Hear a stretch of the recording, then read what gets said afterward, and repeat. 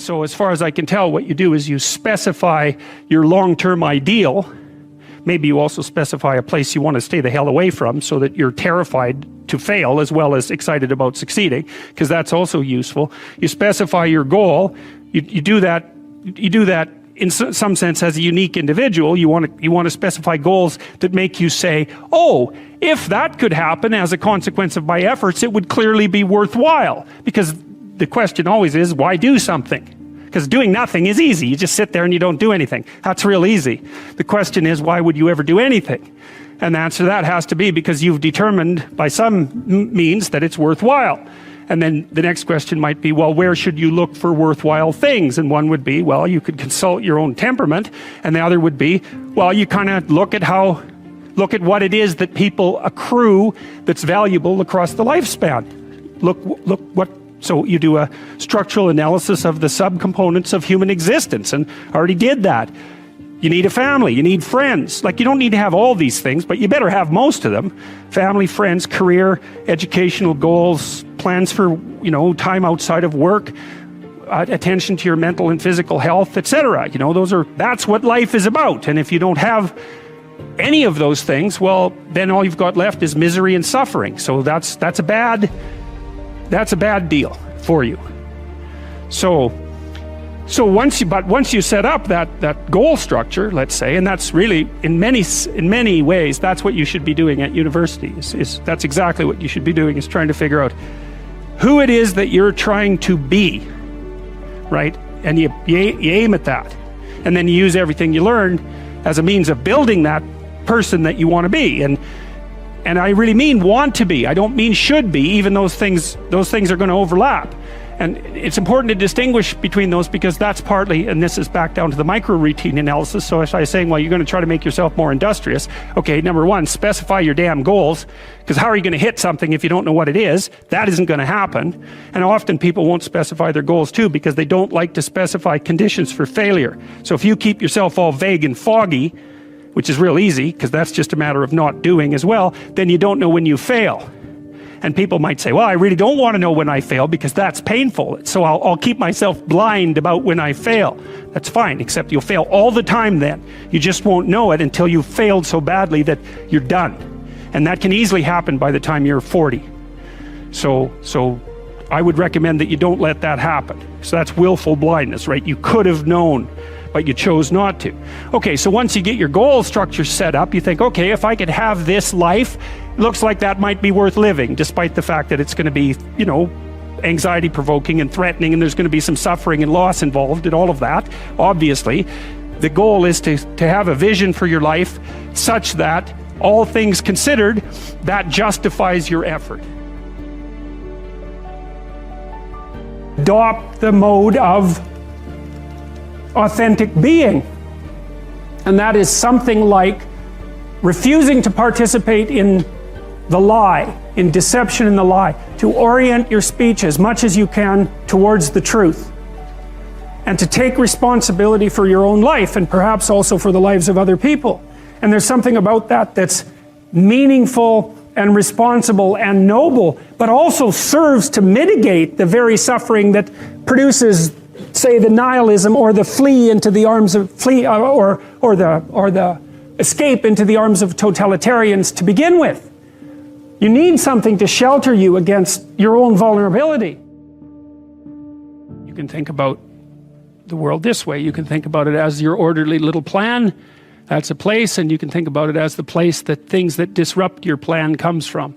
That's another place. This is a bigger place than this, because there's an endless number of things that can disrupt your plan, and only a tiny number of them that can, that will help you work it out. So part of the question then too is like, are you the friend of your plan, or are you the friend of the thing that disrupts your plan?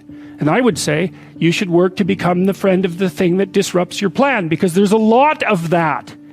And then if you become the friend of the thing that disrupts your plan, then you start to develop strength in proportion to the disruptive force. And that's really what you want. You want to be able to implement your plan, obviously, but you want to be able to take on the consequences of error and learn from it. And then you win constantly, because even if something goes sideways, you think there's something to be derived from this.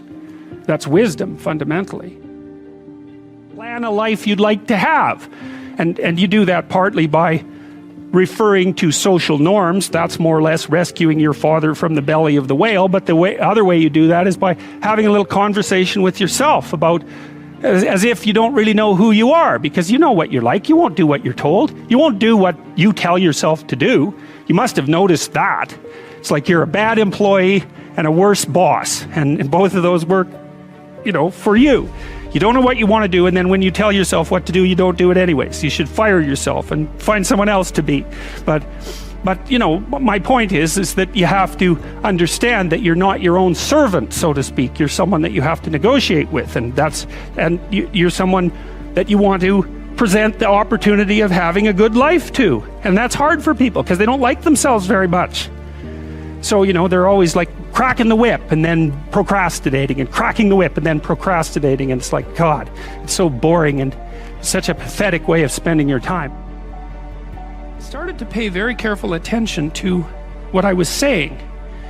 I don't know if that happened voluntarily or involuntarily, but I could feel a sort of split developing in my psyche. And the split, and I've actually had students tell me the same thing that has happened to them, verbal business me. And I didn't know, but I decided I would go with the critic. And then what I tried to do, what I learned to do, I think, was to stop saying things that made me weak. And now I'm still trying to do that, because I'm always feeling when I talk whether or not the words that I'm saying are either making me align or making me come apart.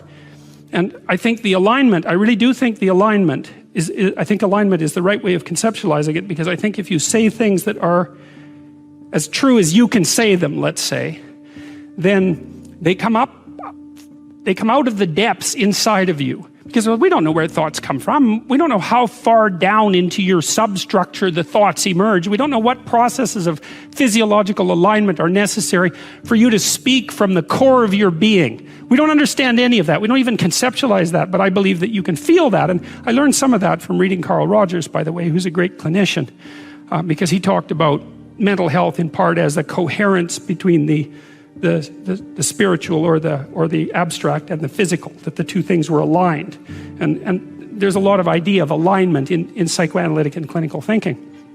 But anyways, I decided that I would start practicing not saying things that would make me weak.